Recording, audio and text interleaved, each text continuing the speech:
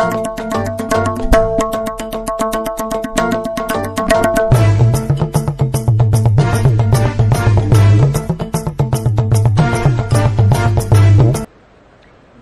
शतरंज के हर मोहरे की अपनी यूनिक ताकत होती है, उसकी यूनिक क्षमता होती है। अगर आपने एक मोहरे को लेकर सही चाल चल दी। जय हिंद, वंदे मातरम, जय जगत। उदयपुर में एक हिंदू कन्हैया टेलर की 2 मुस्लिम युवकों ने हत्या कर दी। उन्हें आतंकवादी बताया जा रहा है। अगर वे आतंकवादी है तो उन आतंकवादियों की किन के साथ मिलीभगत रही है, उनकी तस्वीरें बीजेपी के नेताओं के साथ आगे आ रही है। और जो तस्वीरें आ रही है उससे लोग शंका कर रहे हैं कहीं ये कोई चाल तो नहीं, क्योंकि पुलवामा में भी अभी तक प्रश्न चिन्ह लगा हुआ है। उदयपुर में भी इन 2 मुस्लिम युवकों का बीजेपी के नेताओं के साथ मिलीभगत होने की शंका कुछ लोग दबे जुबान में बात कर रहे हैं। ऐसा शक जाहिर किया जा रहा है। अब एनआईए को इन बीजेपी के नेताओं को भी पूछताछ के लिए बुलाना चाहिए, क्योंकि जब राष्ट्रीय एजेंसियां ईडी, सीबीआई, एनआईए, तमाम जितनी बड़ी बड़ी एजेंसियां हैं वो टारगेट कर रही है कांग्रेस के चंद नेताओं को और अपनी राजनीतिक सत्ता को काबिज करने के लिए, राजनीतिक सत्ता की मजबूती के लिए कार्य कर रही है। लेकिन राष्ट्र की जनता आतंकवाद जैसी स्थिति में हम माफ़ नहीं कर सकते बीजेपी के नेताओं को। अगर उनकी मिलीभगत है तो वह पूछताछ में ही साबित होगी। इसलिए पूछताछ बीजेपी के उन तमाम नेताओं से होनी चाहिए। साथ इन आतंकवादियों की तस्वीर आ रही है। बताया जा रहा है कि ये लोग बीजेपी के कार्यक्रमों में भाग लेते रहे। अब प्रधानमंत्री मोदी की बात करते हैं। प्रधानमंत्री मोदी कहते हैं कि प्यादे की बात, मतलब शतरंज में आप सुनिए कि वो क्या कह रहे हैं, फिर आप स्वयं डिसाइड करिए कि दोनों को कैसे हम देखें, इन दोनों बयानों को किस तरीके से। ऐसा अगर कोई बयान देता है देश का प्रधानमंत्री या राष्ट्रीय दल के कोई बड़े नेता, तो नीचे स्तर पर बीजेपी के कार्यकर्ता कुछ भी कर सकते हैं। ये संभावनाएं भी हम जता रहे हैं।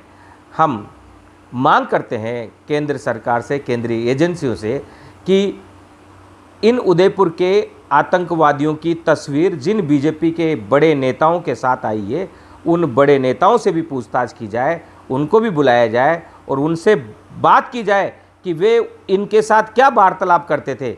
कहीं इनके मुंह से बीजेपी को मजबूत करने की बात तो नहीं निकलती थी जिसे उन्होंने पकड़ लिया हो और उन्होंने कहा हो कि नहीं, अब कांग्रेस को तो हम बर्बाद करेंगे। क्योंकि कांग्रेस के प्रति युवाओं में, सभी वर्ग के युवाओं में जहर घोला जा रहा है, और जहर इस कदर घोला जा रहा है कि कांग्रेस पार्टी को अब लोग, बहुत सारा एक बड़ा वर्ग, युवा वर्ग और किसानों में भी एक जहर घोला गया था, वो ये सोच रहा है कि कांग्रेस पार्टी राष्ट्रद्रोह पार्टी है। ऐसे में इस पार्टी को समाप्त करने के लिए साजिश के तहत भी ये हत्या की जा सकती है। हमारा ये आरोप है। इस आरोप की सत्यता के लिए जांच की जाए, एनआईए जांच करे, उन तमाम बीजेपी के नेताओं से भी पूछताछ करे कि क्या उनकी बातचीत इन आतंकवादियों से होती थी।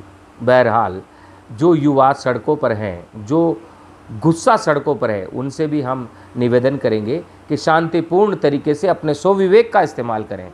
राजनीतिक दलों की मजबूती के लिए आप अपने आप को आग के तरह न जलाएं। इस प्रकार का जो विरोध प्रदर्शन है, हिंसात्मक जो विरोध प्रदर्शन है और जो दिशाविहीन विरोध प्रदर्शन है, वो कुछ राजनीतिक दलों के स्वार्थ को तो मजबूत कर सकता है, उनको राजनीतिक स्वार्थ की तो पूर्ति हो सकती है, लेकिन देश का भला इससे नहीं हो सकता। और हम अपने दिमाग से इस्तेमाल करें, हम हमारे स्वविवेक का इस्तेमाल करें और पूरे मुद्दे में कौन दोषी है कौन नहीं है यह कानून पर छोड़ दें। कानून अपने आप ढूंढ कर लाएगा।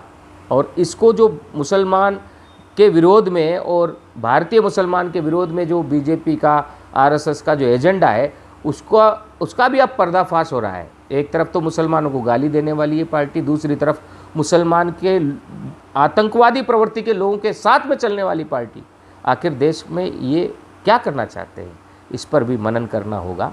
गांधी टीवी इस पर बारीक नज़र रखेगा, एक एक खबर आपको पहुंचाता रहेगा। जय हिंद, वंदे मातरम। शतरंज के हर मोहरे की अपनी यूनिक ताकत होती है, उसकी यूनिक क्षमता होती है।